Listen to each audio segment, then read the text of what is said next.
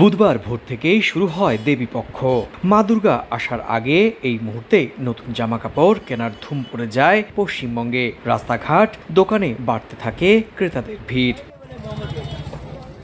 তবে এবার পূজার বাজারে চিত্র ভিন্ন। গতবারের তুলনায় ভিড় কম, বিক্রিতেও তেমন ছন্দ নেই বলে জানান বিক্রেতারা। তাদের দাবি, আরজিকর কাণ্ডের প্রতিবাদে প্রভাব পড়েছে বাজারে। বাংলাদেশি পর্যটক কমে যাওয়ায় ভাটা পড়েছে বিক্রিতে। বাংলাদেশি না আসাতে লোকাল কিছু আমাদের এখন বিয়ে বাড়ি আছে, সামনে পুজো আছে, তো লোকাল যারা আসছে একটু ওদের এটা প্রভাবটা আছে। শপিং এবারে খুব একটা করিনি, কারণ আমরা তো জাস্টিস ফর আরজিকরের মধ্যে রয়েছি।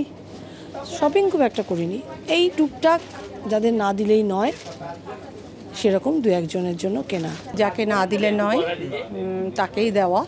আর মা আসছেন, মাকে তো আমরা একটা দিই পুজোতে, ব্যাস এইটুকুই। এখন আমাদের একটাই চিন্তা, আমাদের জাস্টিস চাই, আর কিচ্ছু চাই না। এবং মা আসছেন, আশা করি আমরা সেখানে সফল হব। অর্ধেক পাউডারে দ্বিগুণ উজ্জ্বলতা, নতুন রিন অ্যাডভান্সড অর্ধেক পাউডারে দ্বিগুণ উজ্জ্বলতা।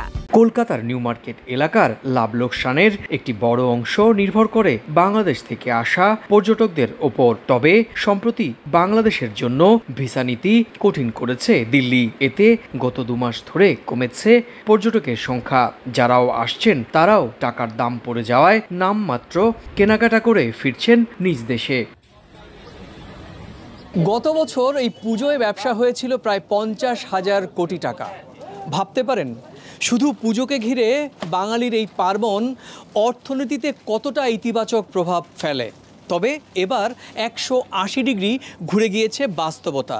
একদিকে বাংলাদেশের চলমান অস্থিরতার কারণে সরাসরি প্রভাব পড়েছে নিউ মার্কেটের অর্থনীতিতে, অন্যদিকে পশ্চিমবঙ্গে আরজিকর কাণ্ড নিয়ে প্রতিবাদে অনেকেই এবার ন্যূনতম শপিং করছেন।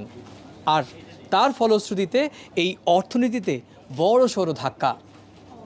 কলকাতার নিউ মার্কেট এলাকা থেকে সুব্রত আচার্য, সময় সংবাদ।